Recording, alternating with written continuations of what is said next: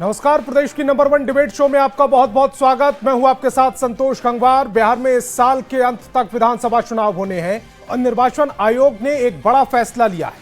आयोग ने ऐलान किया है कि वोटर लिस्ट को दुरुस्त करने के लिए अधिकारी हर घर जाकर मतदाताओं का सत्यापन करेंगे। इसका मकसद है फर्जी वोटरों को बाहर करना और मतदाता सूची को पूरी तरह से सटीक बनाना। आयोग का कहना है कि यह कदम निष्पक्ष और पारदर्शी चुनाव सुनिश्चित करेगा, लेकिन इस फैसले ने सियासी गलियारों में हलचल मचा दी है। सत्ता पक्ष इसे ऐतिहासिक कदम बता रहा है तो विपक्ष इसे सियासी चाल करार दे रहा है। कांग्रेस समेत कई विपक्षी दलों ने आयोग पर सवाल उठाए हैं। उनका आरोप है कि यह प्रक्रिया चुनिंदा समुदायों को निशाना बनाने की कोशिश है। कांग्रेस नेता प्रेमचंद्र मिश्रा ने तो यहां तक कह दिया कि जब चुनाव में कुछ ही महीने बचे हैं तो ऐसी जांच का औचित्य क्या है। दूसरी ओर बीजेपी और एनडीए का कहना है कि यह कदम बिहार के लोकतंत्र को मजबूत करेगा और अवैध घुसपैठियों को वोटर लिस्ट से हटाएगा। लेकिन क्या यह वाकई सिर्फ पारदर्शिता की बात है या इसके पीछे वोट बैंक की सियासत छिपी है? क्या घर घर सत्यापन से फर्जी वोटिंग की समस्या पूरी तरह से खत्म हो जाएगी? क्या यह प्रक्रिया निष्पक्ष होगी या फिर इसका दुरुपयोग संभव है? और अगर यह कदम जरूरी है तो विपक्ष को इससे दिक्कत क्यों है? क्या विपक्ष को डर है कि उनकी वोटर बेस प्रभावित होगी या फिर आयोग की नीयत पर सवाल उठाना जायज है?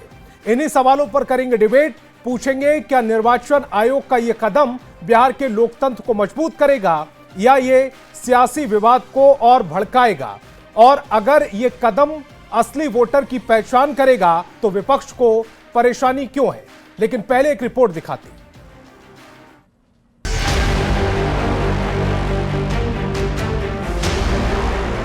चुनाव नजदीक आता जा रहा है और तकरार बढ़ती जा रही है। एनडीए और महागठबंधन आमने सामने है। इस बीच निर्वाचन आयोग के एक फैसले ने इस तकरार को और तेज कर दिया है। निर्वाचन आयोग ने फैसला लिया है कि घर घर जाकर वोटर लिस्ट को सत्यापित किया जाएगा, क्योंकि आयोग को शक है कि वोटर लिस्ट में बड़ी संख्या में बांग्लादेशी घुसपैठियों के अलावा वैसे बिहारी लोगों के नाम शामिल हैं जो बिहार में रहते ही नहीं। महागठबंधन के नेता निर्वाचन आयोग के इस फैसले पर हमलावर हैं। कांग्रेस ये जानना चाहती है, जब 1-2 महीने के बाद चुनाव है बिहार में, अब मतदाता सूची की जांच करने के क्या औचित्य आ गया भाई? आखिर आवश्यकता ये कहाँ से आ गई? और बांग्लादेश से घुसपैठी अगर हैं यहाँ जिसकी आप जांच करेंगे, इतना दिन से सरकार चुप क्यों थी? वैसे मामले और वैसे मुद्दे जो कहीं ना कहीं एजेंडे की राजनीति में आते हैं, उसको ये लोग चुनाव में आगे लाने का काम करते हैं। वहीं सत्ता पक्ष का यह दावा है कि निष्पक्ष और पारदर्शी चुनाव के लिए ऐसा करना बहुत जरूरी है। पास्ट में ऐसा प्रतीत होता है कि जब यहाँ पे कांग्रेस और राजद का शासनकाल था तो उन लोगों ने वोट बैंक के लिए देश की सुरक्षा से भी कॉम्प्रोमाइज किया और बांग्लादेशी घुसपैठियों को बिहार का वोटर कार्ड इशू करवा दिया। ऐसी स्थिति में यह फैसला अति महत्वपूर्ण है। आरजेडी और कांग्रेस का विरोध यह साबित करता है कि उनकी राजनीति घुसपैठियों पर टिकी हुई है। तेजस्वी यादव क्या यह बताएंगे कि उन्हें देश की चिंता है या वोट की चिंता है? अगर कोई व्यक्ति कानूनी रूप से भारत का नागरिक है तो उसे सत्यापन से डरने की कोई आवश्यकता नहीं है। बहरहाल चुनाव आयोग का ये फैसला विधानसभा चुनाव के मकसद से किस हद तक कारगर साबित होता है, इसका पता तो आने वाले दिनों में चलेगा। लेकिन फिलहाल इस फैसले ने बिहार की राजनीतिक फिजा गरमा दी है। न्यूज़ 18 के लिए पटना से संवाददाता संजय कुमार की रिपोर्ट। तो डिबेट की शुरुआत करें उससे पहले आज के सवालों पर आते हैं। आज बहस बिहार की में हम पूछेंगे, असली वोटर की पहचान से विपक्ष परेशान क्यों? अगर चुनाव आयोग असली वोटर की पहचान करना चाहता है तो विपक्ष परेशान क्यों? घर घर पहुंचेंगे अधिकारी, विपक्ष क्यों बेचैन नजर आ रहा है? क्या फर्जी वोटरों का खेल बदल देगा चुनावी समीकरण? विपक्ष की बौखलाहट, डर या रणनीति? निर्वाचन आयोग की इस मुहिम से कितना साफ होगा वोटर लिस्ट? तो सवाल जवाब का सिलसिला शुरू करें उससे पहले मेहमानों से आपका परिचय करा देते हैं। सत्ता पक्ष से हमारे साथ जेडीयू प्रवक्ता नवल शर्मा थोड़ी देर में जुड़ेंगे। बीजेपी प्रवक्ता उषा विद्यार्थी जी जुड़ रही हैं। इसके अलावा विपक्ष से आरजेडी प्रवक्ता डॉक्टर उत्पल वल्लभ और कांग्रेस प्रवक्ता आसितनाथ तिवारी जी जुड़ रहे हैं। सभी मेहमानों का बहुत बहुत स्वागत। मेरा पहला सवाल आरजेडी प्रवक्ता डॉक्टर उत्पल वल्लभ जी आपसे, अगर चुनाव आयोग को मतदाता सूची के पुनर्निरीक्षण की जरूरत महसूस हो रही है और चुनाव आयोग मतदाता सूची का घर घर जाकर सत्यापन कराना चाहता है, तो आरजेडी को आपत्ति क्या है?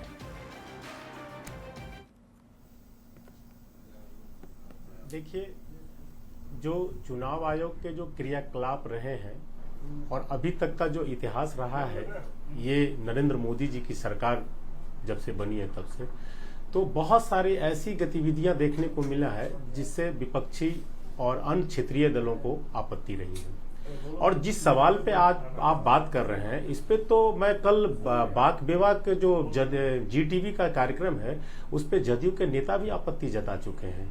आप बाइट देश सुन लीजिएगा। उन्होंने कहा है कि इसके बहाने किसी खास कम्युनिटी के लोगों को और खास कम्युनिटी के वोटर को टारगेट न किया जाए। ये मेरा स्टेटमेंट नहीं है, ये जदयू के नेता, वरिष्ठ नेता का स्टेटमेंट है। तो सहयोगी दल भी इस मामले में कहीं ना कहीं संदेह जता चुके हैं। तो आप देख चुके। और अभी एक और चुनाव आयोग का देखिए कि फैसला लिया गया है कि 40 दिन में आप डेटा जो है वो डिलीट कर देंगे। अब देखिए कि यदि कोई चुनाव फ्रेश और फेयर का मामला आता है, उस पर कोई संदेह होता है, सरकारें बन जाती है और उसके बाद कोर्ट में जाने की बात आती है। अब इस सारे फैसला होते होते 40 दिन बीत जाएंगे। उसके बाद चुनाव आयोग कहेगा कि डेटा नहीं है मेरे पास। ऐसे आरबीआई भी कह चुकी है, ऐसा राफेल के मामले में रक्षा मंत्रालय भी कह चुकी है कि आंकड़े नहीं है हमारे पास।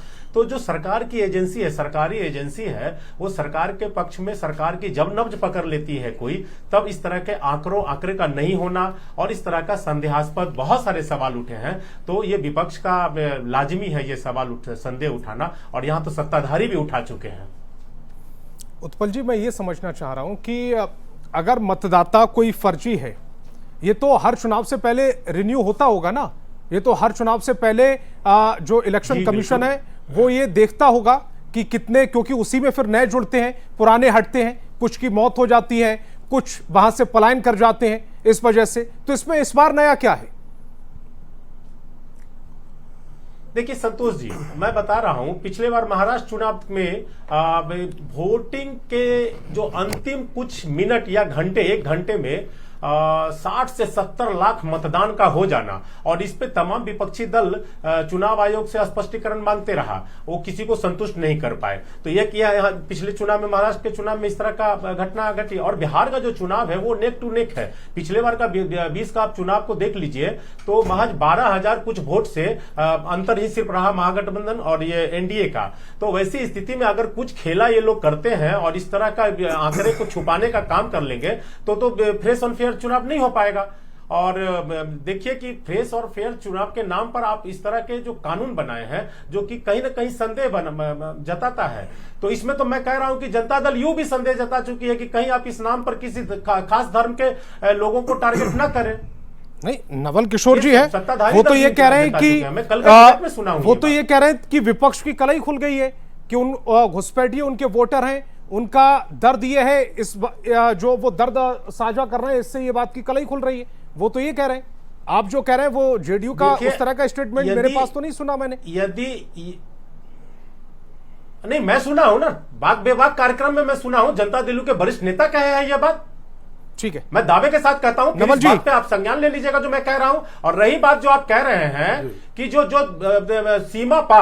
सीमा पार जो लोग आ गए हैं अपने देश में और उनके जो वोटर बन गए हैं, अवैध वोटर बन गए हैं, तो सीमाएं किनके हाथ में है? 11 साल से सत्ता शासन में कौन लोग बैठे हैं? और ये लोग यही दम भरते थे, यही नरेंद्र मोदी जी 2012-13 में कहते थे सीमाएं सुरक्षित नहीं है। चूंकि देश सुरक्षित हाथ में नहीं है, तो अब तो 56 इंच के लोगों के हाथ में देश है। तो सीमाएं से आज तक 11 वर्ष से कैसे पार होते आ गए? ये सीमाएं तो स्टेट का मामला नहीं है। तो ये तो खुद उनकी कलई खुज रही है। अपनी कलई खुलता हो और दूसरे पे आरोप लगाते हो, ये बिल्कुल ठीक बात नहीं है। नवल जी जवाब दीजिएगा और ये भी बताइएगा, इनका आरोप ये है कि जेडीयू के कई नेता ये कह रहे हैं बाकी टीवी चैनल्स पर कि इससे कुछ खास वर्ग के लोगों को टारगेट किया जाएगा। इस पर जेडीयू चिंता जाहिर कर रही है। मैंने किसी भी अपनी पार्टी के किसी नेता का ऐसा बयान नहीं सुना है और मेरी स्पष्ट मान्यता है कि चुनाव आयोग द्वारा पूरी चुनाव प्रक्रिया को पारदर्शी बनाने के लिए और वोटर लिस्ट के शुद्धिकरण के लिए जो भी कदम उठाए जाएंगे, हमारी पार्टी बिना शर्त उन कदमों का समर्थन करेगी।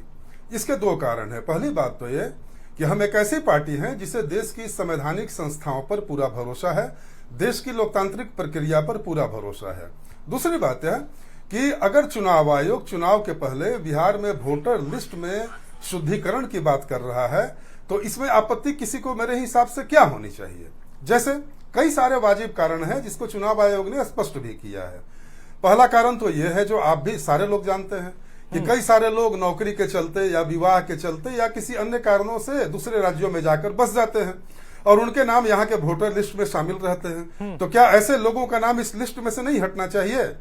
दूसरी बात है कि कई सारे ऐसे लोग हैं जो हर एक वर्ष चुनाव आयोग के सामने वोटर लिस्ट में शुद्धिकरण करवाने के लिए, मतदाता विवरण में परिवर्तन कराने के लिए आवेदन देते हैं और इस साल तकरीबन 2 करोड़ 3 लाख ऐसे आवेदन आ चुके हैं। तो यदि चुनाव आयोग घर घर जाकर वोटर लिस्ट का शुद्धिकरण करती है तो इसमें किसी को क्या आपत्ति होनी चाहिए?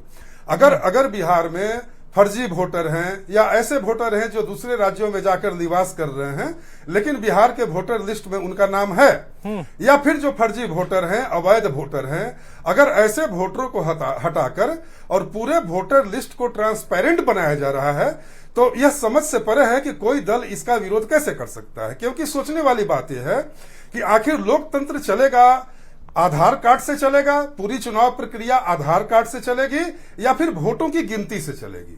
फर्जी वोटरों से लोकतंत्र संचालित होगा या फिर जेन्युइन वोटरों से लोकतंत्र संचालित होगा, चुनाव प्रक्रिया संचालित होगी? ये जहां तक बात है विशेष समुदाय की, तो यह किसी खास समुदाय या किसी खास जाति को ध्यान में रखते हुए चुनाव आयोग ने यह कदम थोड़े उठाया है। चुनाव आयोग के तो बीएलओ हिंदू के भी दरवाजे पर जाएंगे, मुस्लिम के भी दरवाजे पर जाएंगे, सिख, ईसाई, पारसी सभी के दरवाजे पर जाएंगे, सारी जातियों के दरवाजे पर जाएंगे। तो इसे जातीय चश्मे से देखना, सांप्रदायिक चश्मे से देखना मेरे हिसाब से कहीं से भी मुनासिब और तार्किक नहीं है। ठीक है। असित नाथ तिवारी जी आज कांग्रेस प्रवक्ता के तौर पर पहली बार हमारे साथ जुड़ रहे हैं। असित जी, सवाल बड़ा सीधा सा है। चुनाव आयोग को अगर ऐसा लग रहा है कि कुछ जो लोग पलायन कर चुके हैं या कुछ फर्जी वोटर हो सकते हैं या जिनकी मृत्यु हो चुकी है, अगर उस लिस्ट को वो रिन्यू करना चाह रही है, उसको दोबारा से जांच पड़ताल के बाद जारी करना चाह रही है, तो इसमें कांग्रेस को क्यों ऐतराज है? देखिए संतोष जी, किसी भी इकाई को लोकतंत्र में आखिरी इकाई नहीं मान लिया जाता है। हाई कोर्ट को ये लगता है तो वो कर ले, तो फिर सुप्रीम कोर्ट की जरूरत क्या है? आदमी उसके खिलाफ जाता है ना सुप्रीम कोर्ट भी। लोकतंत्र में आखिरी इकाई कुछ भी नहीं, आखिरी इकाई जनता है। और चुनाव आयोग कोई आखिरी इकाई नहीं है कि उसे जो लगता है उसे ही ब्रह्म सत्य मान लिया जाए और फिर उस पर कोई सवाल न उठाया जाए। चुनाव आयोग अगर संदिग्ध हो जाए तो सवाल उठना चाहिए, किसी भी संदिग्ध संस्थान पर उठना चाहिए। महाराष्ट्र का एक आंकड़ा रखूंगा आपके सामने। चुनाव आयोग के आंकड़ों के अनुसार महाराष्ट्र में 2019 के विधानसभा चुनाव में मतदाताओं की संख्या थी 8 करोड़ 98 लाख। 5 साल बाद मई 2024 के लोकसभा चुनाव में यह संख्या बढ़कर हुई 9 करोड़ 29 लाख। और इसके सिर्फ 5 महीने बाद, देखिए कहां 5 साल और कहां 5 महीने, इसके सिर्फ 5 महीने बाद नवंबर 2024 के विधानसभा चुनाव में संख्या हो गई 9 करोड़ 70 लाख। मतलब 5 साल में मतदाताओं की संख्या बढ़ी 31 लाख, लेकिन सिर्फ 5 महीने में मतदाताओं की संख्या बढ़ गई 41 लाख। हद तो यह संतोष जी कि एक एड्रेस पर 2,500 से ज्यादा मतदाता दिखाए गए हैं, सिर्फ एक पते पर। मतलब एक घर में इतने मतदाता रह रहे थे। इसलिए हम ये सवाल बार बार उठा रहे हैं कि भाई साहब जरा हमें बता दीजिए कौन सा साइंस है कि 5 महीने में 41 लाख मतदाता बढ़ जाते हैं, एक ही एड्रेस पर 2,500-3 हजार लोग रह लेते हैं। जिस स्टेट में 5 साल में 31 लाख मतदाता बढ़ते हैं वहां सिर्फ 5 महीने में 41 लाख बढ़ा दिए गए, एक एड्रेस पर हजारों लोग दिखा दिए गए। इससे प्रमाणित होता है कि चुनाव आयोग गड़बड़ियां कर रहा है। तो कोई संस्थान अगर संदिग्ध हो जाए तो लोकतंत्र में उसे छुट्टा सांड की तरह नहीं छोड़ सकते, उसे जो मन हो करे। लेकिन असित तिवारी जी, हम तो संस्थाओं का सम्मान करते हैं। जी, ये ऑब्जेक्शन 2019 फिर उसके बाद 2024 और 5 महीने बाद जब विधानसभा चुनाव हुए महाराष्ट्र के, तब उसके बाद उसके भी 2-3 महीने बाद क्यों नहीं किया गया? सिर्फ एक पार्टी करती रही? आपकी शिवसेना नहीं। शिवसेना उद्धव ठाकरे गुट ने भी इस पर कोई ऑब्जेक्शन नहीं किया, एनसीपी ने भी कोई ऑब्जेक्शन नहीं किया, सिर्फ कांग्रेस। पहली चीज। और दूसरी चीज ये कि अगर चुनाव से पहले एक लिस्ट आपके पास भी आएगी ना, अगर आपको एक कंफ्यूजन है कि एक एड्रेस पर अगर 2005 और 2500 लोग रजिस्टर्ड कर दिए गए हैं, तो ऑब्जेक्शन उसमें सुधार के लिए भी समय होता है। आप उस समय ऑब्जेक्शन करेंगे, सुधार होगा वहां। ठीक, आपके दोनों प्रश्नों का मैं जवाब दे देता हूं। संतोष जी, ऑब्जेक्शन हो गया है और तो महाराष्ट्र का उषा जी आ रहा हूं, इसके बाद बीच आपके में पास कौन आ रहा बोल रहा हूं। उषा जी इसके बाद आपके पास आऊंगा जी।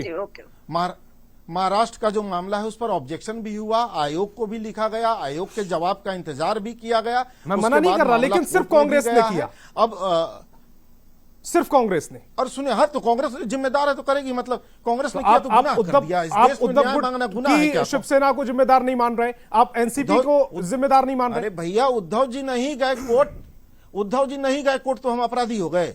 हम भी न जाएं, हम गए हैं ना, हम लड़ रहे हैं।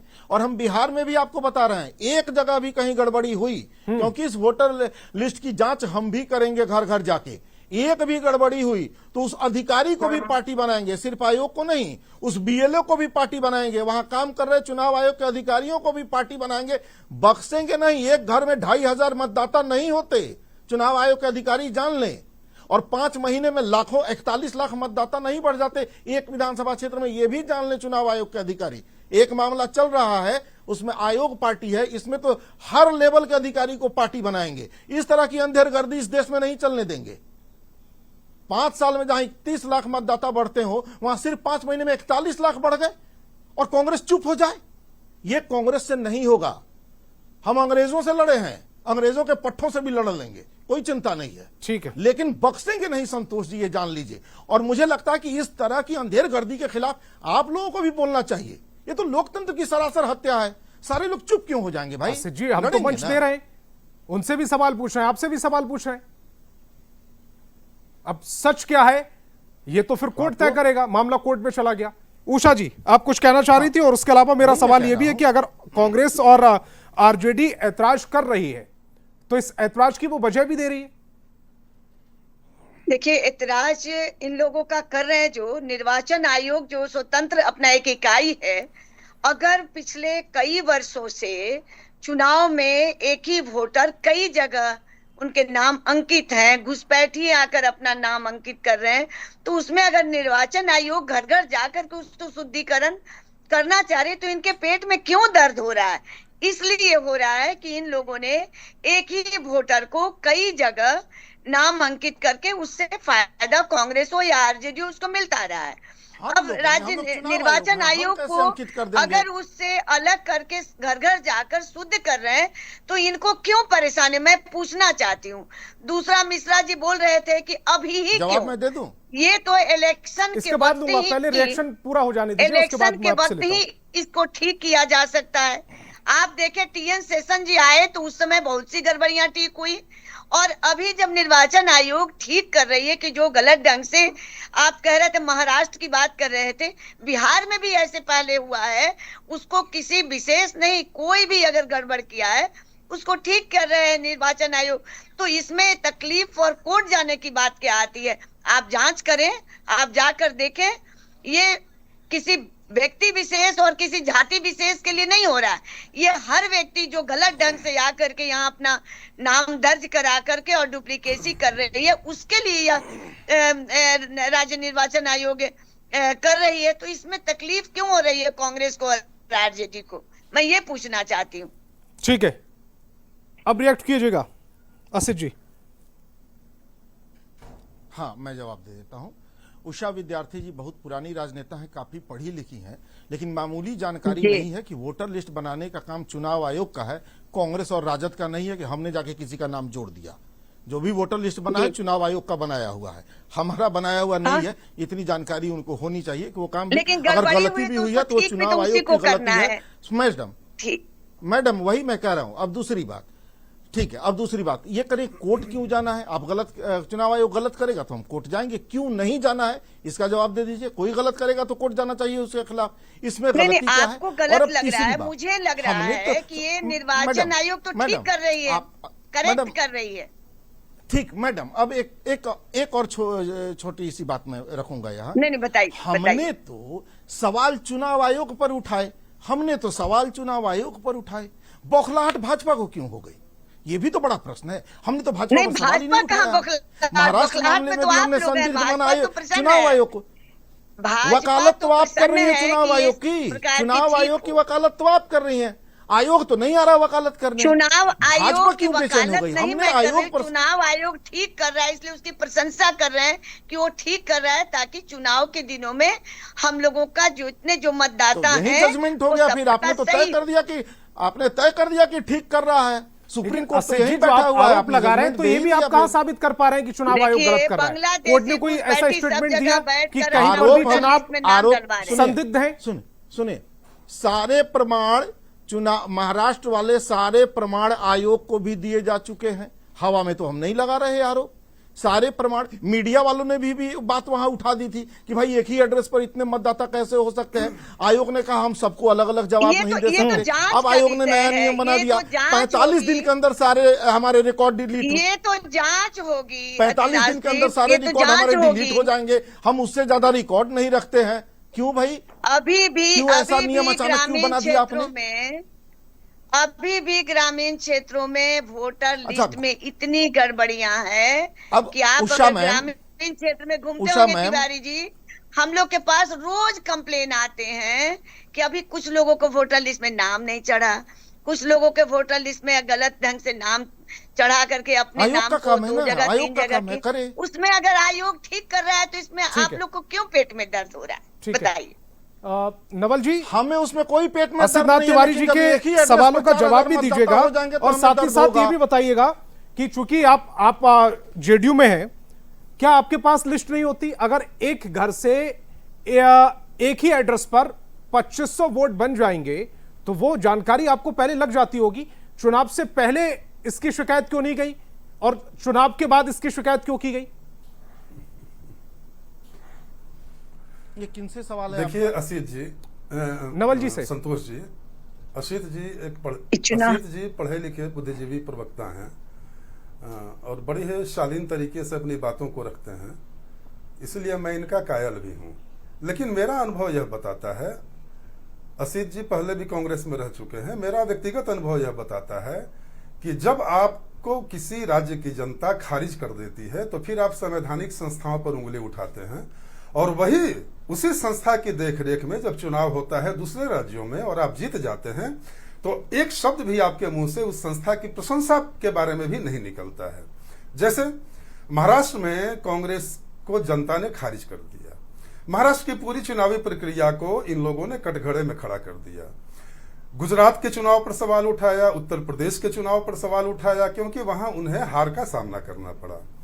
लेकिन पंजाब और हिमाचल में जब इनको जीत मिली और जो जीत मिली वह उसी चुनाव आयोग की देखरेख में चुनावी प्रक्रिया संपन्न हुई थी, तब इन लोगों के मुंह से चुनाव आयोग के खिलाफ एक शब्द भी नहीं निकला।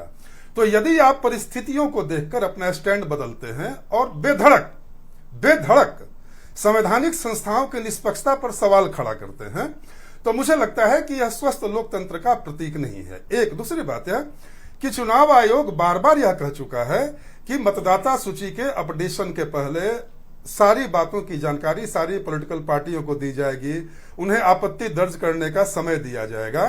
तो देखिए आप क्या चाहते हैं कि भारत में, और दूसरी बात मैं यह बता दूं कि 2004 में भी चुनाव आयोग ने इतना ही एक्सटेंसिव कदम उठाया था, वोटर लिस्ट का अपडेशन किया था और उसमें सुधार किया था। तो क्या आप इस बात के पक्षधर नहीं हैं कि भारत के मतदाता सूची से फर्जी वोटरों को हटा दिया जाए और ऐसे मतदाता जिनकी उम्र 18 वर्ष या उससे अधिक है और ऐसे मतदाता जो अनुच्छेद 326 और लोक प्रतिनिधित्व अधिनियम 1950 की धारा 16 के तहत सारी योग्यताओं को पूरा करते हो, जो कानूनी रूप से किसी किस्म से डिसेबल नहीं हो, अयोग्य नहीं हो, तो मुझे लगता है कि फर्जी वोटरों को हटाना, अवैध वोटरों को वोटर लिस्ट से हटाना और वोटर लिस्ट का शुद्धिकरण करना, यह चुनावी प्रक्रिया की पहली शर्त है और चुनाव आयोग इसके लिए कमर कस चुका है। नहीं तो बिहार में एक दौर ऐसा भी था, संतोष बाबू 2 मिनट समय दीजिएगा, आपको पता है संतोष जी कि बिहार में एक दौर ऐसा भी था जब फर्जी वोटर, बूथ कैप्चरिंग जैसी घटनाएं आम हुआ करती थी और पूरे बिहार की चुनावी प्रक्रिया सारे देश में बदनाम होती थी। आपको पता है कि 1971 में भारत में पहली बार बूथ कैप्चरिंग की घटना हुई बिहार में, और वह बेगूसराय में घटना हुई थी। अगर बिहार में टीएन सेशन अगर बिहार की धरती पर नहीं उतरते और टीएन सेशन पूरी चुनावी प्रक्रिया को अपने हाथ में नहीं लेते तो बिहार का चुनाव लंबे वक्त तक माखौल बना रहता, संतोष बाबू। तो बिहार ने तो उस दौर को देखा है। तो आज ये राजनीतिक शुद्धिकरण का दौर है। और यदि चुनाव आयोग, आप बोलते हैं कि आप चुनाव आयोग की वकालत क्यों कर रहे हैं, तो चुनाव आयोग, चूंकि हम सत्ता में हैं और चुनाव आयोग कोई पॉलिटिकल एंटिटी नहीं है, वह कॉन्स्टिट्यूशनल एंटिटी है। तो मेरा ऐसा मानना है कि भारत की प्रत्येक पॉलिटिकल पार्टी को, देखिए आपत्ति हो सकती है, असहमतियां हो सकती हैं, लेकिन लोकतांत्रिक शुद्धिकरण के लिए उठाए गए प्रत्येक कदमों का दिल से स्वागत होना चाहिए, मेरी स्पष्ट मान्यता है। ठीक है जी। उत्पल जी, आपके ही नेता हैं एजाज अहमद, उन्होंने कहा है कि एजेंडे की राजनीति को आगे किया जा रहा है, इशारा किस तरफ है? मैं बता दूं, जदयू के भी बड़े नेता ये बोल चुके हैं। नवल जी नहीं सुने होंगे, मैं सुना हूं, दावे के साथ मैं कह रहा हूं। पहली बात। दूसरी बात मैं कह रहा हूं कि नवल जी बोल रहे हैं कि जहां चुनाव हार जाते हैं, नवल जी को शायद मालूम होनी चाहिए कि राष्ट्रीय जनता दल चुनाव की प्रक्रिया से ही सबसे ज्यादा विधायक वाली पार्टी है, सबसे बड़ी पार्टी है और सबसे ज्यादा वोट शेयर है। और नवल जी के मुकाबले में इनका वोट शेयर लगातार सत्ता में रहते हुए राष्ट्रीय जनता दल का क्या रहा है, और चुनाव आयोग के अभी के ही चुनाव आयोग के अधीन में कराया हुआ चुनाव में, तो ये बात तो बिल्कुल ये न कहें।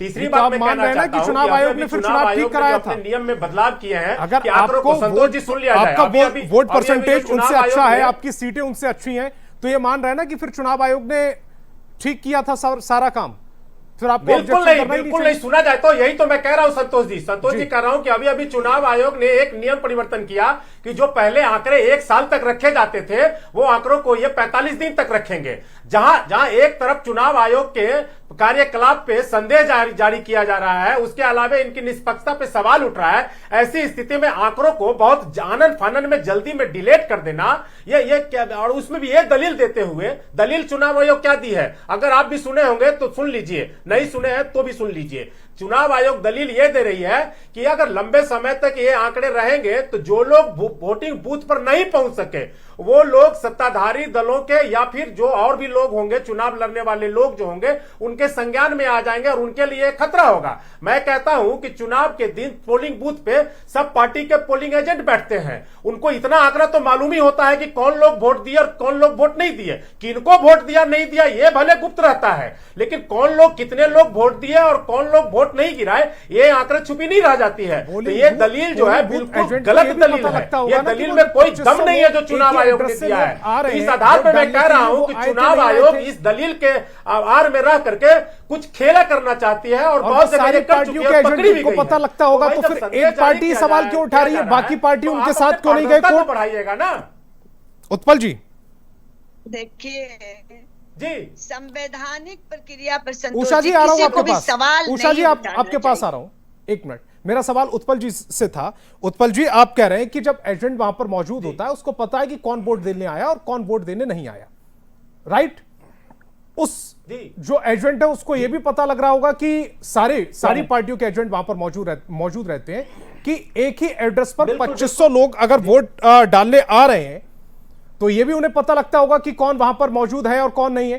तो फिर एक ही पार्टी क्यों गई कोर्ट, बाकी पार्टियों ने शांति को उदाहरण कर ली? संतोष जी मैं कह रहा हूं कि यदि कोई संतोष जी मैं कह रहा हूं कि यदि कोई गड़बड़ी सामने आती है तो एक पार्टी गई, एक व्यक्ति भी अगर जाता है तो उसको भी संज्ञान में लेना चाहिए। और यदि कोई व्यक्ति नहीं भी जाता इंडिया गठबंधन था, कांग्रेस को समर्थन नहीं मिला, आपका आयोग और सहयोग नहीं मिला, या कोई भी सरकारी संस्था को अगर संज्ञान में आ गया है तो स्वतः संज्ञान भी लेना चाहिए। ठीक है, उषा जी आप कुछ कह रही थी? जल्दी से अपनी बात को कंप्लीट कीजिए। मैं कह रही थी कि जी। कोई भी संवैधानिक कार्य अगर ये निर्वाचन आयोग कर रही है तो इसमें इनको तकलीफ हो रही है। कभी कहेंगे बैलेट पेपर से अगर वोटिंग हो रहा है तो गड़बड़ी हो रही है। अभी इन्होंने कहा कि बूथ के अंदर जब जाते हैं तो पता होता है कि किसको कौन वोट दे रहे हैं। इस प्रकार की भ्रांतियां कर के और जो वोट ज्यादा रेशियो में इन लोग को मिलता रहा है, गलत तरीके से वोट का उपयोग किए, इसलिए अभी इनको कांग्रेस लग के रहा है कि प्रवक्ता बोल रहे निर्वाचन थे आयोग कि फिर से संदेह गलत कर चुनाव रही है। आयोग पे जताया जाता है निर्वाचन आयोग और सबके लिए मिर्ची कर आपको रही है, लगती सभी है। पार्टियां के मैं लिए कह कर रहा हूं रही कि है। चुनाव किसी एक आयोग का पार्टी जो नहीं दलील कर दिया रही है। गया वो दलील बिल्कुल नहीं चुनाव फिट होता है, आयोग तो तर्क के किसी आधार पर एक फिट नहीं व्यक्ति होता के है। लिए, एक पार्टी चुनाव के लिए आयोग नहीं ने कर रही दलील है। यह दिया चुनाव कि आयोग इससे जो लोग वोट लेकिन नहीं देने इन आए लोगों की उनको परंपरा पहचान में आ पहले जाएंगे। से रही तो है मैं तो कह रहा हूँ कि कि वो तो एक-एक ऐसे भी आ वोटर जाएंगे। लिस्ट पोलिंग वोटर एजेंट को वहां पे दो-दो टिक जगह लगाते वोट हैं, दिलवाना, कौन लोग वोट वोटर दिया लिस्ट कौन से नहीं पूरे दिए, ये तो परिवार ऐसे भी पहचान का में आ नाम जाएंगे। डालना किसको दिए और ये गलत गुप्त ढंग से रहेगा। वोटिंग तो कराना, ये दलील तो जो है तकलीफ बिल्कुल इसीलिए तर्कपूर्ण इन नहीं लोग है को जो हो रही है। चुनाव उत्पल जी आयोग ने प्लीज, दिया। हमारे अपने समय पर जो उत्पल जी हमारे आपको एनडीए मैंने के समय लोगों दिया, को उस समय आप तकलीफ नहीं हो बोले। रही है। अगली बार आऊंगा आपके पास इस पॉइंट को उठा देना। जी उषा जी। उत्पल वल्लभ जी, आप जो परेशान हो रहे हैं ये सभी के लिए हो रहा है ना। ये जब भी संवैधानिक कोई काम निश्चय किया जाता है तो अच्छा बुरा सबको होता है। इसमें आप लोग तो बेचैनी से हम लोग को तकलीफ हो रही है कि ये तो अच्छी बात है कि एक वोटर दो जगह वोट नहीं डाले। गलत ढंग से जो हमारे यहाँ जो आकर के बस गए हैं और वोटर लिस्ट बना लिए तो उनकी सफाई हो जाएगी और कितने साफ सुथरा चुनाव होगा। तो आदतें क्या है कि अगर वोटर लिस्ट अभी पहले बैलेट पेपर से होता था तो कहते थे उसमें गड़बड़ी हो रही है, अब जब बटन उससे हो रहा है तो करें वहां भी गड़बड़ी हो। दिक्कत मानसिकता की है, दिक्कत आपके सोच में है, दिक्कत लोगों की पार्टी की सोच में है कि ये जो भी कुछ अगर संवैधानिक काम हो रहा है तो गड़बड़ हो रहा है। इसलिए सबको धन्यवाद देना चाहिए कि निर्वाचन आयोग ने घर घर जाकर, कितनी खुशी की बात है कि जो वोटर छूट गए हैं उनका नाम अंकित होगा, जो ज्यादा बढ़ गया है उनका नाम छटेगा। और बिहार में खास तौर से आप जानते हैं कि ये नाम, एक व्यक्ति का नाम कितने कितने बूथों पर हैं आप स्वयं जानते हैं। भले ही टीवी में आकर आप जुटला रहे हैं लेकिन सच्चाई यही कि एक व्यक्ति का 3-3 जगह बूथ पर नाम है तो कट जाएगा तो अच्छा होगा। कि इसमें दिक्कत क्यों हो रही है, हम लोग निर्वाचन आयोग पर सवाल क्यों उठा रहे हैं और ये क्यों कर रहे हैं कि भाजपा कर रही है या एनडीए कर रही है। असित जी जवाब दीजिएगा। ये बात दिक्कत चुनाव आयोग में नहीं है, दिक्कत मानसिकता की बताई जा रही है। जी नहीं, मैंने कहा ना किसी ने भाजपा और जदयू का तो नाम लिया नहीं। हम तो चुनाव आयोग की बात कर रहे हैं, पहली बात। दूसरी बात कि ये संवैधानिक काम नहीं है, ये विधायी कार्य है। संवैधानिक काम अलग चीज होती है। तीसरी बात, प्रधानमंत्री जब बने नरेंद्र मोदी जी 2014 में, सुनिए मैडम सुनिए, 2014 में जब प्रधानमंत्री बने नरेंद्र मोदी जी, उसके कुछ ही महीनों बाद उत्तराखंड की सरकार बर्खास्त की गई, राष्ट्रपति शासन लगाया गया, मामला कोर्ट गया तो सॉलिसिटर जनरल ने यह कहा कि राष्ट्रपति की मुहर लग गई है इसलिए अब इसकी समीक्षा नहीं होगी। सुप्रीम कोर्ट के संविधान पीठ ने कहा, कॉन्स्टिट्यूशनल बेंच ने कहा कि राष्ट्रपति देश के संविधान से ऊपर नहीं है, उनके फैसलों की भी समीक्षा हो सकती है। तो चुनाव आयोग किस खेत की मूली है भैया? जिस देश में राष्ट्रपति के फैसले की समीक्षा हो सकती है उस देश में चुनाव आयोग किस खेत की मूली है कि इनके निर्णय को हम अंतिम निर्णय मान लें। तीसरा प्रश्न, क्या महाराष्ट्र में जो हुआ उसे आप लोग जायज ठहरा रहे हैं? एक ही एड्रेस पर हजारों वोटर बना दिए गए, क्या इसे आप लोग जायज ठहरा रहे हैं? नहीं सर, जायज नहीं ठहरा रहे। हमारा सवाल ये है, भी आप लोग आपने जो सवाल पूछा, हमारा सवाल ये है कि जब कहीं पर चुनाव होता है उससे पहले एक लिस्ट आती है ना आपके पास, ऑब्जेक्शन का टाइम मिलता है ना आपको। मैं बता रहा हूं मैं बता रहा हूं, यहां का भी वोटर लिस्ट प्रकाशित हो चुका है। अब इसके बाद संशोधित होगा और जो संशोधित मतदाता सूची आती है ना, बहुत चुनाव के करीब आती है, बहुत समय राजनीतिक दलों को नहीं मिलता, इन लोगों को भी नहीं मिलेगा, हमें भी नहीं मिलेगा। मतदाता सूची तैयार है, वो संशोधित होगी मतदाता सूची। अब जो ये कह रहे हैं कि झारखंड में जीते तो प्रश्न नहीं उठाया, नवल भाई ने कहा था, नवल भाई हमने आपको तो नहीं रोका था। वहां अगर गड़बड़ी हुई है, चुनाव आयोग की तरफ से गड़बड़ी हुई है, किसी पार्टी की तरफ, आप गड़बड़ी पकड़िए, सवाल उठाइए। हमने गड़बड़ी पकड़ी तब ना सवाल उठाया। आपको गड़बड़ी पकड़ने से हमने रोका था क्या? आप कोई गड़बड़ी पकड़ते? आप तिवारी जी को ये कहना चाह रहे हैं कि वही चुनाव आयोग झारखंड में, वही चुनाव आयोग झारखंड में उन्हें हरा देता है और वही महाराष्ट्र में जिता देता है। मैंने क्या कहा, अगर वहां गड़बड़ी से हम जीते तो हमने इनको रोका। वो गड़बड़ी, वो चुनाव आयोग को कटघरे में खड़ा नहीं कर रहे, पकड़ी ना। उन्होंने कहा कि जनता ने हमारे खिलाफ, क्यों नहीं कर रहे, जनता ने हमारे खिलाफ वोट किया, हम उनका जो आदेश है उसको स्वीकारते हैं, लेकिन वो सवाल नहीं खड़े कर रहे हैं। संतोष जी, हमने कोई निराधार प्रश्न तो खड़ा नहीं किया। क्या आपके परिवार में 2500 वोटर आपके घर में रह सकते हैं क्या? कितनी बड़ी हवेली है कि कहीं महाराष्ट्र में जहां 2500-3000 हजार वोटर एक ही घर में रहते हैं? और ये गड़बड़ी पकड़ के हम सवाल ना उठाएं, हम चुप हो जाएं, तो इस देश के साथ मक्कारी है, इस देश के साथ गद्दारी है। 5 महीने में 41 लाख वोटर बढ़ा दिए जाए किसी स्टेट में, तब भी हम चुप हो जाएं, तो इस देश के साथ गद्दारी और मक्कारी है। इस लोकतंत्र के साथ मक्कारी करने वालों का साथ हम नहीं दे सकते, और हम सवाल उठाएंगे। क्या झारखंड में ऐसा हुआ कि एक ही एड्रेस पर 2500 लोग, 3000 लोग? प्रवक्ता है, झारखंड में शब्दों को ट्विस्ट करना बहुत अच्छे से जानते हैं, मैं समझता हूं। झारखंड में और नहीं मैं आपसे एक, आप समझिए चीजों को। आसिफ जी, मैं आपसे यही सवाल पूछ रहा हूं ना कि जब आपको ये ऑब्जेक्शन है, एक तो आप ऑब्जेक्शन के बाद कोर्ट गए, अभी कोर्ट का उसका डिसीजन आया नहीं है। दूसरी चीज ये कि जब एक लिस्ट जारी होती है चुनाव से पहले, उस समय ये आप कह रहे हैं कि समय कब होता है, ये आपकी प्राथमिक जिम्मेदारी है कि वो लिस्ट क्या है आप उसको चेक करें, उसमें कोई गड़बड़ी नहीं है। आप समझिए, देखिए, सुनिए, 2 तरह से जारी होता है। एक मतदाता सूची अभी जारी हो चुकी है, दूसरी मतदाता सूची जो जारी होगी वो संशोधित मतदाता सूची होती है। और नवल भाई इसको अच्छे से समझ रहे होंगे कि वो इतना कम समय मिल पाता है ना कि इनकी पार्टी भी ध्यान नहीं दे पाएगी, सारे लोग चुनाव प्रचार में जुटे होते हैं। संशोधित मतदाता सूची बस कुछ दिनों पहले सामने आती है, तो बहुत ध्यान लोगों का जा नहीं पाता है। आप ऑब्जेक्शन करते रह जाइएगा तब तक चुनाव निकल जाएगा। इसलिए अगर उसके बाद भी हम गए तो हम कोई गलत नहीं है। और नहीं, गलत कोई नहीं बता रहा, आपका अधिकार है, आप सब जा सकते हैं कोर्ट से। हजारों वोटर कैसे हम जाएंगे ही? बिहार में लोग गड़बड़ी करके तो देखें, बीएलओ से लेकर ऊपर के अफसर तक को जेल भिजवाएंगे। नवल जी, कांग्रेस से मान रही है कि आप गड़बड़ी करेंगे, इसका मतलब? नहीं, आप इनको मैं नहीं कर रहा हूं, ये कौन होता है? मैं चुनाव आयोग की बात कर रहा हूं। ठीक है, इनको क्यों कहूंगा मैं? नवल जी, अच्छा, भी ठीक करा लीजिए। हंसी मजाक भी चलते रहना चाहिए। असित भाई की बातों पर केवल हंसा जा सकता है, और क्या प्रतिक्रिया दी जा सकती है? अभी असित भाई ने बोला कि ये सभी चुनाव आयोग किस खेत की मूली है। मुझे लगता है कि चुनाव आयोग तक मसला नहीं, चुनाव आयोग का मामला नहीं है, ये मामला पूरी संवैधानिक संस्थाओं का है। तो जब किसी पार्टी का प्रवक्ता संवैधानिक संस्थाओं को गाजर मूली के रूप में व्याख्यायित करने लगे, तो आप इसी बात से समझ जाएं कि संवैधानिक संस्थाओं को देखने का इनका नजरिया क्या है, संवैधानिक संस्थाओं की पवित्रता को बनाए रखने के प्रति इनका नजरिया क्या है। दूसरी बात यह कि आपका जो वोटर लिस्ट होता है वह केवल चुनाव तक ही सीमित नहीं रहता है। एक महत्वपूर्ण बात यह होती है कि मान लिया कि वोटर लिस्ट में अवैध लोग शामिल हैं, वो अवैध लोग हैं, वो देश की सुरक्षा के लिए भी खतरा हो सकते हैं। तो वोटर लिस्ट का शुद्धिकरण प्रत्येक दृष्टिकोण से आवश्यक है, और उसी चुनावी प्रक्रिया में आप भी जाएंगे जनता की अदालत में, और हम भी जाएंगे। तो हमें जब डर नहीं है तो आपको इतना डर क्यों है? आप अपनी उपलब्धियों पर भरोसा रखिए, अपनी नियत पर भरोसा रखिए, जनता के प्रति अपने कमिटमेंट पर भरोसा रखिए, आपके मन से डर निकल जाएगा। क्योंकि चुनाव आयोग एक निष्पक्ष संवैधानिक संस्था है, और हमारी पार्टी चुनाव आयोग की संवैधानिकता और निष्पक्षता का पूरा सम्मान करती है। फिर से, यदि आपको लगता है कि वोटर लिस्ट के माध्यम से चुनाव आयोग गड़बड़ी करेगा, तो बताइए क्या विकल्प हो? अभी चुनाव आ रहा है, वोटर लिस्ट में जो फर्जी नाम जुटे हैं उसको कौन हटाएगा? कांग्रेस पार्टी जाकर घर घर घूमेगी और हटाएगी। तो आप जिम्मा ले लीजिए कि शुद्धिकरण का काम हम ही करेंगे।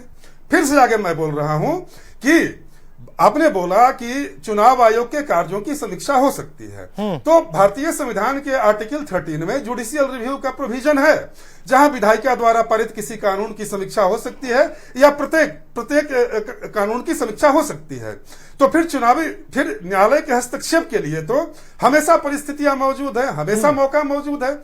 लेकिन मुझे लगता है कि बिहार स्वतंत्र और निष्पक्ष चुनाव के बलबूते संचालित हो, और इस रास्ते में जो भी अवरोध हैं उनको दूर किया जाए। मैं फिर से निवेदन करता हूं कि सर्वदलीय सहमति और समर्थन इसको मिलना चाहिए, क्योंकि चुनाव आयोग किसी एक पार्टी की संस्था नहीं है।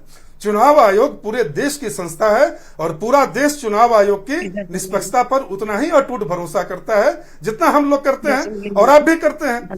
क्योंकि जब आप जीतते हैं तो चुनाव आयोग के खिलाफ कुछ नहीं बोलते हैं, और जब आप हार जाते हैं तो चुनाव आयोग पर भी उगलने लगते हैं। आपका इतिहास यही बताता है। बाकी आप अपने पक्ष में तर्कों का निर्माण करने के लिए स्वतंत्र हैं। उत्पल जी, अगर वोटर लिस्ट का शुद्धिकरण चुनाव आयोग नहीं करेगा फिर कौन करेगा? विश्वास तो करना पड़ेगा चुनाव आयोग पर। कौन जिम्मा लेगा फिर इसका? नहीं, बिल्कुल ये नहीं, वोटर लिस्ट का शुद्धिकरण करे और वो जो समीक्षा किया हुआ वोटर लिस्ट जो आता है उसमें कहां संदेह है। लेकिन देखिए ये कह रहे हैं कि ये देखिए चुनाव में एक मुद्दा इनका होता है। क्या मुद्दा होता है? रोहिंग्या कभी उठ जाता है, कभी ये इनका चुनावी जुमला है ना, रोहिंग्या हो, एनआरसी हो, CAA हो या फिर बांग्लादेश के घुसपैठी हो। ये जो मामला है 2011 से जो 2014 से, ये मामला क्या है ये आप भी समझते हैं और हम भी समझते हैं और देश भली बात ही समझती है। तो मैं कह रहा हूं कि सीमा पार से कैसे लोग आ गए, और इस तरह का जो आप एक खास समुदाय पर टारगेट करने की बात जो कर रहे हैं, ये डेमोरलाइज करते हैं उस तरह से लोगों को, एक खास समुदाय के लोगों को। कैसे? अगर कह रहा हूं अगर चुनाव आयोग ने एक और वोटर लिस्ट का शुद्धिकरण होगा, सुना जाए संतोष जी, चुनाव आयोग ने एक और रिव्यू किया है कि 45 दिन में आंकड़ा डिलीट कर देंगे। मेरे सवाल का जवाब दीजिएगा कि जब हम बाद में सुप्रीम कोर्ट जाएंगे और कहीं जाएंगे तब तक 45 दिन गुजर जाएंगे, तब चुनाव आयोग कहेगी कि मेरे पास आंकड़े नहीं है। आप ये कह रहे हैं कि खास समुदाय को टारगेट किया जा रहा है। सारी बात तो संज्ञान में लेना पड़ेगा ना। उत्पल जी, आप कह रहे हैं कि एक खास समुदाय को टारगेट किया जा रहा है। मेरा सवाल यह है कि अगर चुनाव आयोग ऐसा कह के करना, देखिए ऐसा कह के करना, देखिए यही प्रधानमंत्री है जो किसानों को खालिस्तानी और कपड़े पहचान करके देश में नक्सली, अर्बन नक्सली खोजते हैं। तो बहुत तरह का बात जो पॉइंट दे करके खोजना, तो ये इनकी आदत रही है पुरानी। लेकिन मैं कह रहा हूं कि अभी चुनाव आयोग ने जो फिर एक फैसला लिया है, जो 45 दिन में ये आंकड़ा डिलीट कर देंगे और कोई गड़बड़ी होगी, हम लोग कोर्ट जाएंगे तो फिर पता चलेगा कि 45 दिन बाद चुनाव आयोग कहेंगे कि मेरे पास तो आंकड़ा ही नहीं है, क्योंकि कानूनन हमने इसको डिलीट कर दिया है। तो ये सारे बात जो है ना, ऑप्शन है ना कि आप तो डालता ही है चुनाव आयोग के क्रियाकलापों अगर आपको चुनाव आयोग का 45 दिन में डेटा डिलीट करने वाला जो फैसला है वो आपको ठीक नहीं लग रहा है, तो आप अभी चले जाइए। फिर उसका बिहार इलेक्शन का रिजल्ट आने तक का इंतजार क्यों कर रहे हैं सर? नहीं, यही तो हम लोग संदेह उठा रहे हैं। जो सवाल है सिर्फ एक सवाल पे नहीं ना है, चुनाव आयोग के कई एक सवाल पे संदेह है ना। आप किसी एक बात को बिंदु पकड़ के रगड़ते रहिए तो ये आपका मामला है। हम लोगों का तो समग्र रूप से सारी बातों पे ना चुनाव ठीक है। उषा जी, जो भी गड़बड़ी हम लोग को संदेह दिख रहा है, सब पे ना सवाल उठा रहे हैं हम लोग। अब एक बात उठा करके आप खींचिए तानिए, ये आपका मामला, मेरा मामला नहीं है।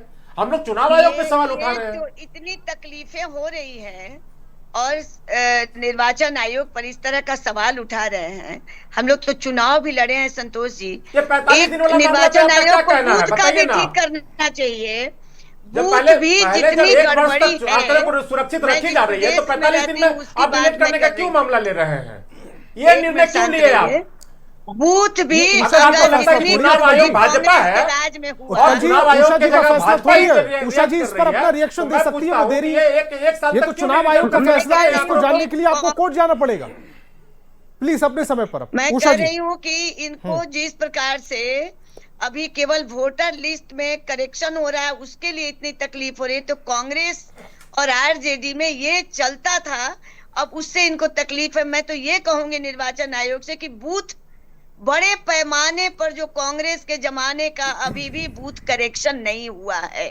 अगर बूथ भी देखा जाए तो इस गांव का बूथ दूसरे गांव में, दूसरे गांव का बूथ तीसरे गांव में, और हम लोग निर्वाचन आयोग से कंप्लेन करके कुछ तो सुधार किया है, कुछ और भी सुधार की जरूरत है।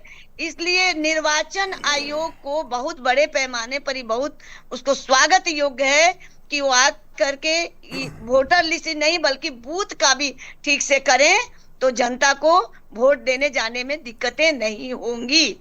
इसलिए हम लोग को स्वागत करना चाहिए। ठीक है असित जी, अब तो मामला बूथ करेक्शन का भी उठने लगा है कि आपके समय पर यानी कांग्रेस की जब सरकार थी तब से ही बूथ करेक्शन ठीक नहीं था।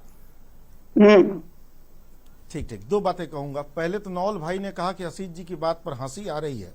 सही बात है, जिन लोगों ने पूरे लोकतंत्र को मजाक बना रखा है उन्हें हंसी ही आएगी। अब आता हूं उषा विद्यार्थी जी पर। उषा विद्यार्थी जी, चुनाव आयोग खुद कोई बूथ नहीं बनाता, वो सरकार से सूची मांगता है, और सरकार तो आप ही की है लंबे अरसे से, आप ही सूची सौंपते हैं आयोग को। लंबे अरसे के पहले तो आपकी सरकार का काम भी कांग्रेस पार्टी कर ले। सुन लीजिए मैडम, अब करेक्शन पर आ गई तो सुन तो लीजिए। 90 के पहले हाँ, करेक्शन मैं का सुन नहीं रही ना, हूँ। अब ना करेक्शन आप चाह हाँ, रही हाँ, सुन रही हैं। हूँ, तो सुन रही हूँ, सुन पिछले 2005 से 2025 तक तो आप ही की सरकार लिस्ट देती होगी चुनाव आयोग को। इसका मतलब आपकी सरकार ने करेक्ट लिस्ट दी ही नहीं, भ्रष्टाचार आपकी सरकार ने किया बूथ बनाने में।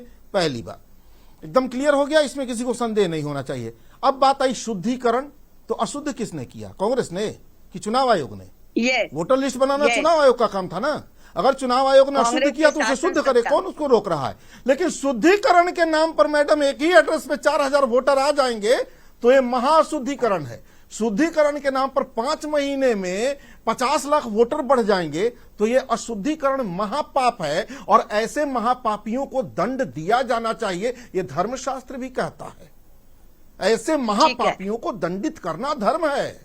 इसलिए नीचे से तिवारी ऊपर जी। तक स्पष्ट कह रहा हूं, ये महापाप अब मैं- करने की कोशिश जो करेंगे उनकी आखिरी दंड तक की लड़ाई हम लोग लड़ेंगे, बख्शेंगे नहीं, वो चाहे किसी आयोग, किसी वियोग, किसी प्रयोग के संतोष जी, सदस्य। पहली बात तो ये अब मैं असित जी तो जो जरा आप जवाब बातें दे कह रहे हैं महाराष्ट्र चुनाव को मैं लेकर, जरा उनके जवाब उसके दे दूं डेटा को, संतोष उसके जी, बाद मैं उषा जी इसका आ रहा हूं, प्रश्न का- दर्शकों के लिए थोड़ा सा मैं क्लियर कर दूं। प्रश्न का उत्तर मैं दे लेती हाँ हूं। उषा जी थोड़ा सा प्रश्न का क्लियर कर दूं उत्तर दर्शकों के लिए अपने, जो असित तिवारी जी जो डेटा का आधार बनाकर जो आरोप लगा रहे हैं वो दरअसल आरोप है, अभी वो कोर्ट से सिद्ध नहीं हुए।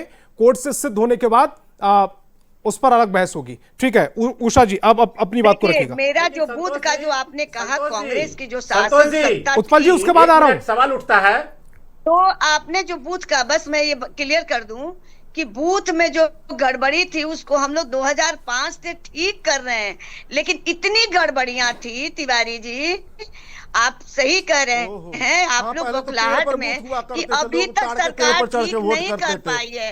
अब हम लोग उसको एक एक करके सबको इतनी ठीक निकम्मी करने सरकार की जरूरत क्या है प्रयास फिर? कर रहे हैं। 20-25 और साल पहले में किसी बूथ पर लूटने की करेक्ट नहीं बात, कर पाए आप बूथ लोग, में इतना निकम्मापन है, बताइए। वोटर को नहीं जाने देने की बात, ये कांग्रेस और आरजेडी के समय हुआ करता था, उसको हम लोगों ने ठीक करने का बताइए प्रयास संतोष जी। किया है, और अभी भी ठीक करने के प्रयास, लगातार जो मीटिंग होती है, आपके भी पार्टी के लोग आते होंगे, तो कुछ हम लोग उसको ठीक कर पाए हैं, अभी भी बाकी है, उसको शुद्ध हो जाएगा तो वोटर अपने अपने उत्पल जी गांव आप में अपनी जाएंगे बात को और रखिएगा, उसके बोले बाद नवल वाले जी आ रहा हूं वोट आपके डालें। पास। कुछ कहना चाह रहे थे आप? संतोष जी आप कह रहे हैं कि महाराष्ट्र चुनाव का जो आरोप लगाया गया है ये कोर्ट ने अभी संज्ञान में नहीं लिया या इस पर कोई फैसला नहीं सुनाया, लेकिन मैं कह रहा हूं कि जब कोर्ट संज्ञान में लेगी और फैसला सुनाएगी तब तक तो 45 दिन बीत जाएंगे और चुनाव आयोग को बुलाया जाएगा झोला झंडा और आंकड़ा लेकर के, तब ये कहे कि नियम के अनुसार तो मेरे पास आंकड़ा ही नहीं है, हम 45 दिन में सारे आंकड़ा डिलीट कर दिए। तो ये सब जो है ना, ये सब निष्पक्ष चुनाव की ओर इशारा नहीं कर रहा है चुनाव आयोग अगर का। इस तरह की दलील दी जाएगी तो उस पर कोर्ट का अपना भी रिएक्शन होगा ना। ऐसा तो है नहीं कि कोर्ट उस पर मुंह बंद कर लेगी और बात नहीं तो खत्म आप कर तो देगी। कह रहे हैं कि इससे पहले उन्होंने उत्तराखंड का उदाहरण दिया था, कोर्ट ने आरोप सिद्ध नहीं किया। इससे पहले लेकिन जब असित कोर्ट में तिवारी जी चलेगा, ने ट्रायल उत्तराखंड का चलेगा, उदाहरण तब दिया तक तो था, उस पर आंकड़े पे फटकार ही लगी बात थी ना। होगी। कम से कम किसी पर तो विश्वास करना कोर्ट पड़ेगा। पे तो आंकड़े पे बात आप होगी। इलेक्शन कमीशन पर विश्वास नहीं करेंगे, नहीं तो आप कोर्ट कोर्ट पर आंकड़े पे ही विश्वास बात नहीं करेंगे, आप कि सरकार आप पर कह विश्वास दीजिएगा, नहीं करेंगे, जवान कह दीजिएगा, तो जवान किस से पर हम विश्वास कर देंगे, करेंगे उससे लोग? चलेगा। तब ये कहेंगे कि मेरे पास आंकड़ा नहीं है।